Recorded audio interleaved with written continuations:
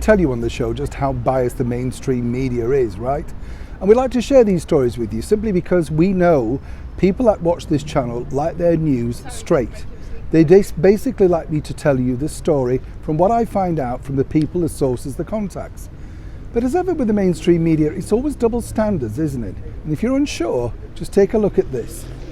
Hi, good morning, Neil Sean here in the very heart of London. Thanks for your time today. This particular story, as ever, really does get my goat, as we say in the north, because when you think about it, you know, you've got these colossally highly paid presenters on national television over here, and there they are lecturing us, the people, the hard-working people that don't get these huge salaries, about what we should be doing. And let me explain this recent story that came to light, and it's strange in its just the story of it really. Let me know what you think. This week on Good Morning Britain, the now Little Watch breakfast show, hosted by Susanna Reid and a guest host, Ed Balls, the former deputy leader of the Labour Party, who have both appeared on Strictly Come Dancing. So you get the picture, they like the limelight, right? So they sent Susanna Reid off to Poland to report on the Ukraine war, as if they'd not suffered enough. And there she was, looking resplendent in a red jacket and a nice palette of makeup, interviewing people, but basically failing to mention the fact that Great Britain had sent so much assistance that they now want to name a street after the Right Honourable Boris Johnson as a thank you. No mention of that. No mention of all the goodwill from the normal hard-working people over here in the United Kingdom either.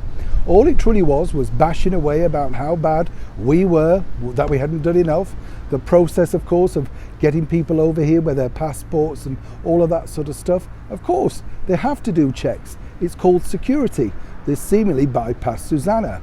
Then when they were back in the comfort of the studio, they both decided once again that they wanted to bring up this particular topic about how we should be doing more and inviting people to come and stay in our homes. You know, the usual guff.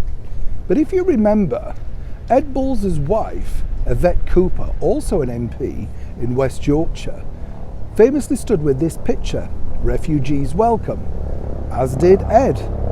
How welcome are they though in the Balls household?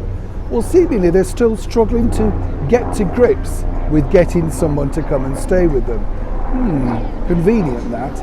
And of course the host herself, Susanna Reid, famously said that she couldn't take in a family, but perhaps she could take in a teenage boy, someone that perhaps didn't need a full family.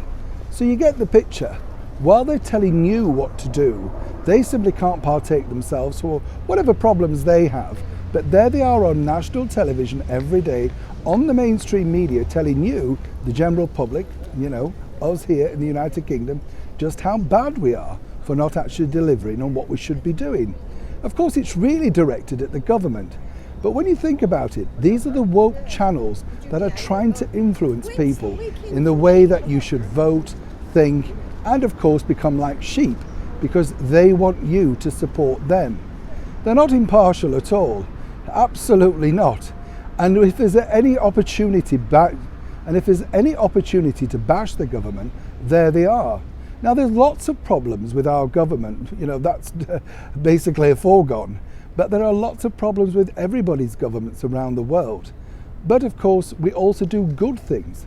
So how about being a little bit more supportive and rather less negative? And I think what Good Morning Britain might find is that perhaps, just maybe, they may even find those many millions of lost viewers. Neil Sean in the very heart of London.